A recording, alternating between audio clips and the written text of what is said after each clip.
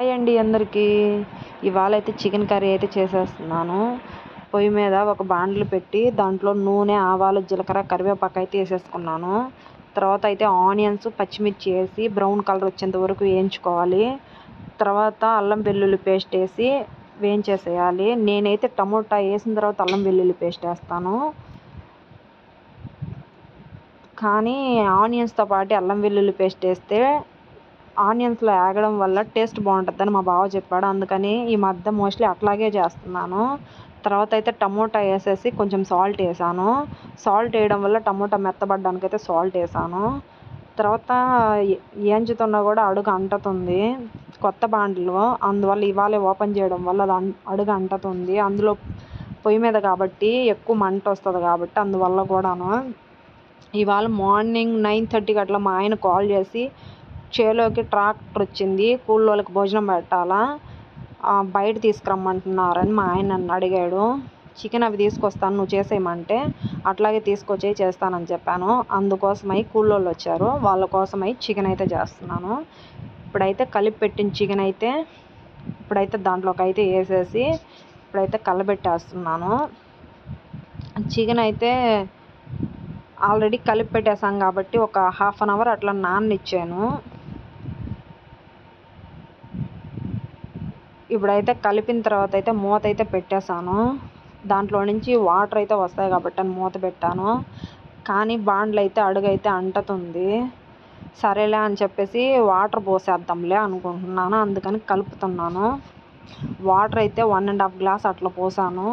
నేను పొయ్యి మీద పెద్దగా ఎప్పుడు చికెన్ చేయలేదు. పొయ్యి మీద చేస్తే టేస్ట్ బాగుంటుందంట. కొంతమంది కార్తీక మాసంలో తినరు, మేమైతే తింటాం, అట్లా ఏం లేదు. ఇప్పుడైతే వాటర్ అయితే పోసేసి కలుపుతున్నాను. కలిపిన తర్వాత దీంట్లోకి ఉప్పు, కారం అవి అడ్జస్ట్ చేసుకోవాలా. నేనైతే ఇప్పుడు సాల్ట్ అవి చూసి వేస్తున్నాను. మాకు మిరపకాయలు ఉండడం వల్ల మేము ఇంట్లోనే మిరప్పొడి అవి ఆడించుకుంటాం కాబట్టి కారం తక్కువ ఉంటుంది. మేము బయట అయితే కొనం కాబట్టి. ఆల్రెడీ 2 టేబుల్ స్పూన్లు నేను చికెన్లో వేసి కలిపేసాను. ఇప్పుడైతే కూరలో వేసేసాను. తర్వాత అయితే కలిపేసాను.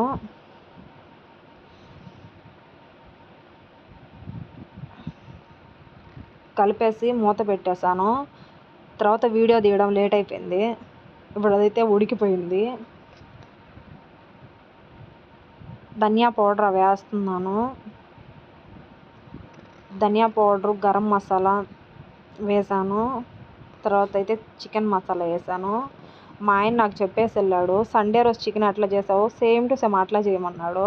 అది ఎట్లా కుదరద్ది మా ఆయనకే తెలియదు అనమాట. ఇప్పుడైతే మొత్తం మసాలా వేసేసాను.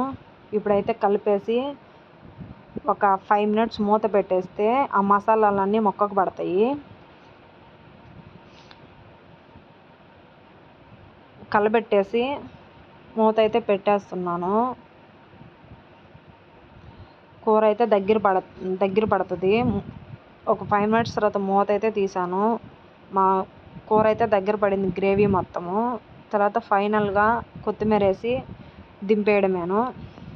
ఇప్పుడైతే బాండిల్లో నుంచి గిన్నెలోకి ట్రాన్స్ఫర్ అయితే చేసేసుకున్నాను. వీడియో నచ్చితే please subscribe my channel. Bye bye.